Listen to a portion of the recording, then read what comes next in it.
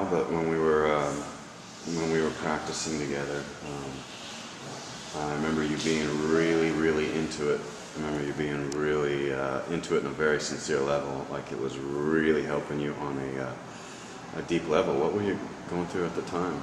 Oh, just one loss after the other, but the main one that I guess I want to talk about now is breast cancer and surviving the disfigurement, and I'm missing 30 lymph nodes under my left arm.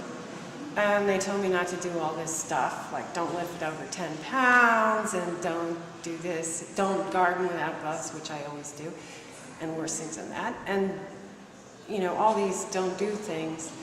And nothing about, how you can help yourself to keep your arm healthy after.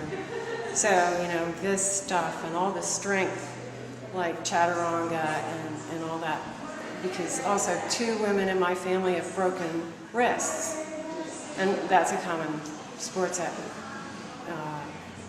challenge too, breaking wrists when you fall. So chaturanga, I just feel like it really helps me to be strong in my hands and my wrists, and it just, and in the heart. Yeah, because I know, like they tell us, I'm a water exercise instructor now, and they tell us if you clench like this for 30 seconds, you can spike your blood pressure. Well, I never knew that. But it's interesting, because even if you're low blood pressure like I am, that's dangerous. Because if you spike it, then it falls, and then you can fall down. So You crash. it's just been really helpful. So on an emotional level, I would imagine that just the breathing alone may have brought you to terms, brought you to a place of peace, maybe? I always knew the put your tummy out kind of breathing, because I took yoga in junior high, which is the first time yoga saved my life, because I was a really stressed kid. And I learned to, take your lower belly out, and that makes your diaphragm come down. But I also started to realize you can expand your chest to get deep breathing too.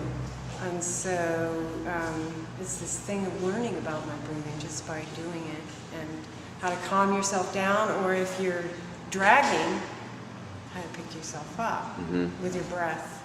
So you feel in your years of practicing, I know you do Tai Chi as well, in your years of practicing that you've... Tai Chi taught me to notice which movements open your chest and naturally will make you breathe. So a lot of the open arm things will make you really breathe deeply too. Can I ask some questions? Yeah, absolutely. Okay, keep looking at Nick. Sorry. But I'm going to ask some questions. Okay. So kind of in summary, how does yoga heal you and your cancer, and say your cancer? How does it heal your cancer and you physically and mentally, sort of in summary? Well, one great thing about yoga is the feeling of accomplishment, because you start out, you're really awkward and you can't do things and it's frustrating, but you see people around you doing things you want to do. And if you keep at it and just keep at it and don't worry about looking stupid and stuff like that, then eventually you get further along and you really know where you started and where you got to. And that feeling of accomplishment, I used to work in mental health too, that's really a great thing.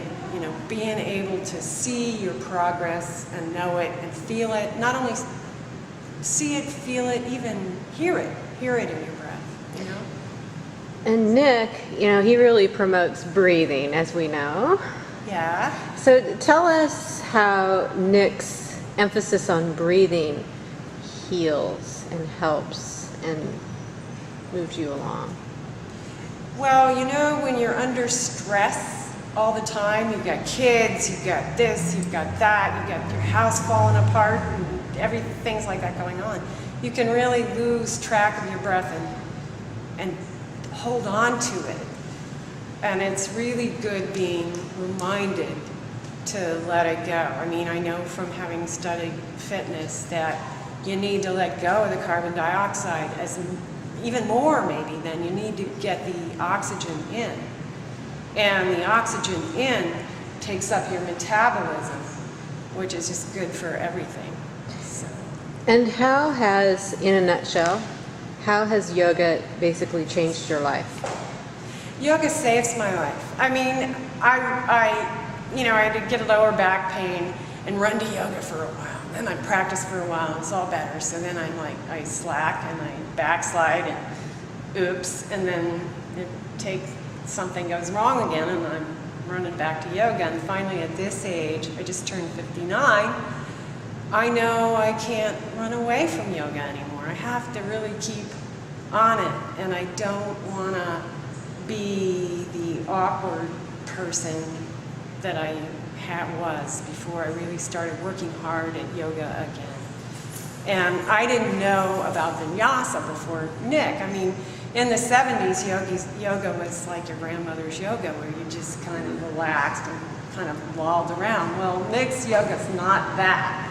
I mean, as you know from doing this class, filming this class today, it's really vigorous, really strength building, and really cardio building and endurance building. Balance is a big one. It's also really great. What is the benefit of that physical activity and endurance? The benefit is... The benefit of endurance and great physical activity. Well, say it. I mean, human growth hormone, I mean, do you want to buy that? It's really expensive. You can make your own. The same with opiates, you can make your own. The same with almost everything in the biochemical mix that makes you healthy, that we know makes you healthy, chemically, scientifically, everything. You don't want somebody else's. You don't want it from outside where you're going to get side effects. You want the side benefits of making it yourself for your own body. That's how I see it. Cool. Anything else? Thank you. No, thanks, Mary. Thanks, guys.